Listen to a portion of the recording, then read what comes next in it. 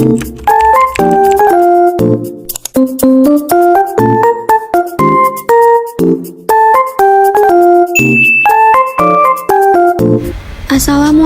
warahmatullahi wabarakatuh. Perkenalkan, nama saya Dwi Nur Agustina dengan NPM 1931090063 dari Sosiologi Agama Universitas Islam Negeri Raden Intan Lampung. Baik, di sini saya akan menjelaskan tentang pendidikan demokratis globalisasi di masa pandemi. Sebelumnya, kalian tahu gak sih apa itu demokrasi pendidikan? Jadi, demokrasi pendidikan merupakan pandangan hidup yang mengutarakan persamaan hak dan kewajiban serta perlakuan yang sama di dalam berlangsungnya proses pendidikan antara pendidik dan anak didik, serta juga dengan mengelola pendidikan. Baik, di sini ada 3 materi yang akan saya jelaskan. Yang pertama, model pendidikan demokratis di masa pandemi. Yang kedua, globalisasi pendidikan. Yang ketiga yaitu pendidikan di masa pandemi. Baik, di sini saya akan menjelaskan tentang model pendidikan demokratis pada masa pandemi. Demokratis dan pendidikan mempunyai hubungan yang saling menunjang, karena pendidikan yang sifatnya demokratis akan menempatkan anak sebagai pusat perhatian. Demokratis sendiri adalah cara berpikir, bersikap, dan bertindak yang menilai sama hak dan kewajiban dirinya dan orang lain. Demokratis pendidikan adalah pengajaran pendidikan yang semua anggota masyarakat mendapatkan pendidikan dan pengajaran yang adil.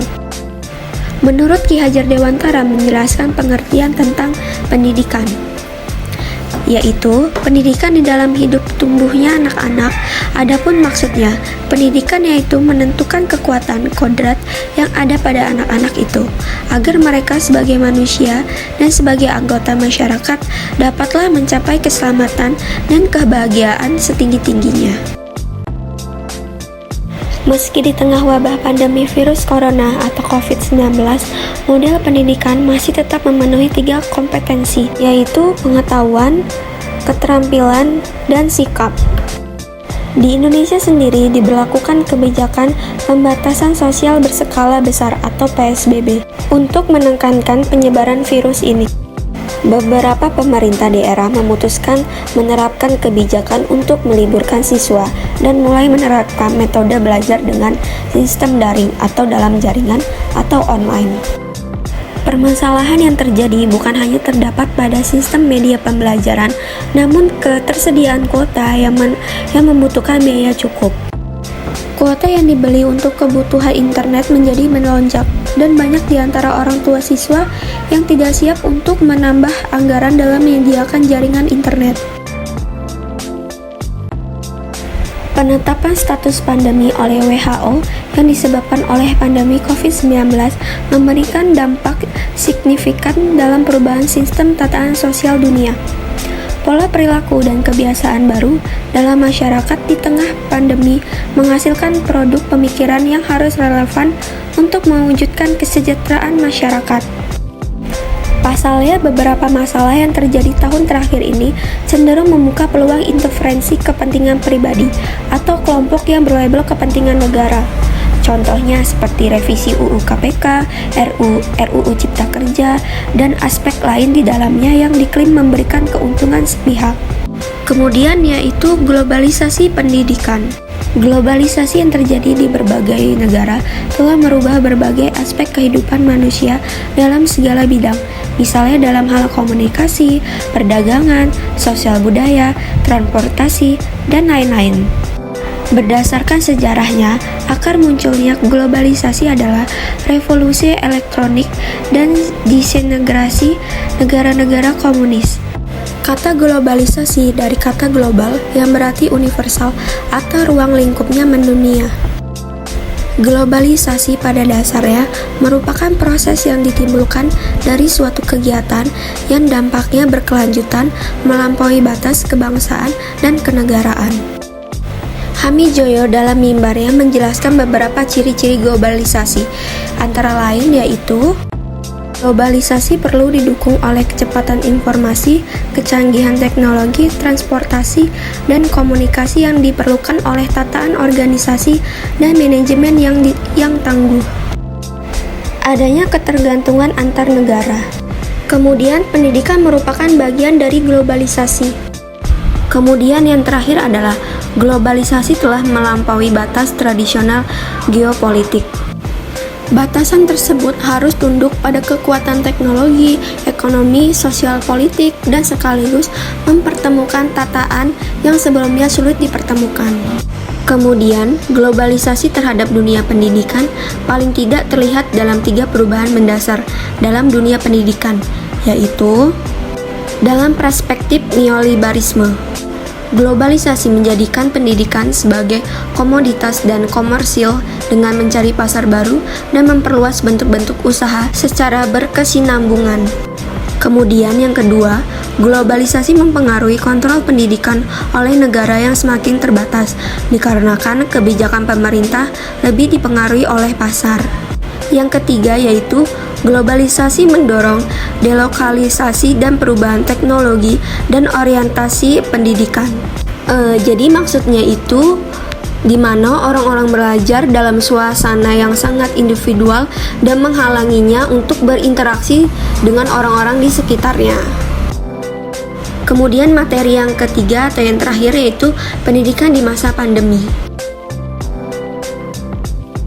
Dunia pendidikan terdampak imbas sangat besar di masa pandemi ini.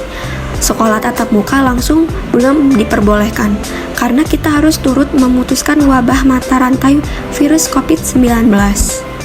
Peralihan pembelajaran daring memaksa berbagai pihak untuk mengikuti alur yang sekiranya dapat ditempuh oleh sekolah agar pembelajaran dapat berlangsung baik dan lancar dengan memanfaatkan teknologi sebagai media pembelajaran.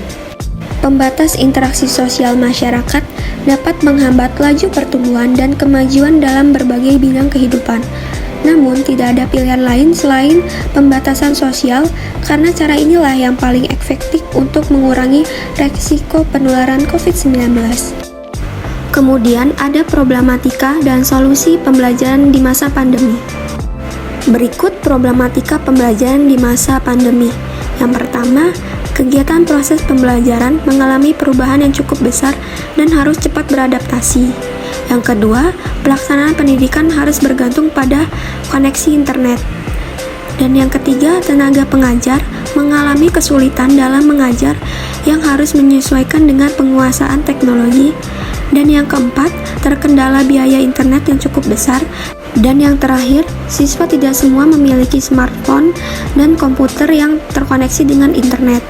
Dan adapun solusi pembelajaran di masa pandemi, yaitu dengan digunakannya media pembelajaran daring yang mempunyai variatif sehingga siswa tidak jenuh dan semangat untuk belajar.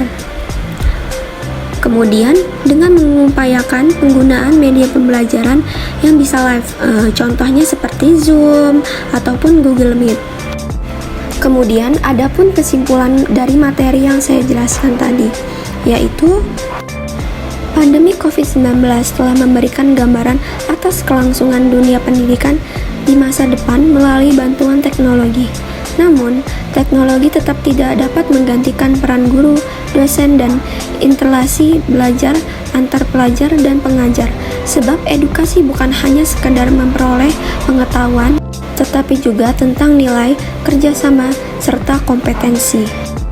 Menurut Ki Hajar Dewantara menjelaskan pengertian tentang pendidikan, yaitu pendidikan di dalam hidup tumbuhnya anak-anak. Adapun maksudnya, pendidikan yaitu menuntut kekuatan kodrat yang ada pada anak-anak itu agar mereka sebagai manusia dan sebagai anggota masyarakat dapatlah mencapai keselamatan dan kebahagiaan setinggi-tingginya. Globalisasi mendorong delokalisasi dan perubahan teknologi dan orientasi pendidikan di mana orang-orang belajar dalam suasana yang sangat individual dan menghalanginya untuk berinteraksi dengan orang-orang di sekitarnya. Dunia pendidikan terdampak imbas sangat besar di masa pandemi ini. Sekolah tatap muka langsung belum diperbolehkan karena kita harus turut memutuskan wadah mata rantai virus COVID-19. Baik, sekian dan terima kasih. Mungkin itu saja yang bisa saya sampaikan. Apabila penyampaian saya ada yang kurang dan ada yang salah, karena saya hanya manusia biasa yang tak sempurna dan kadang salah. Dan saya akhiri, wassalamualaikum warahmatullahi wabarakatuh.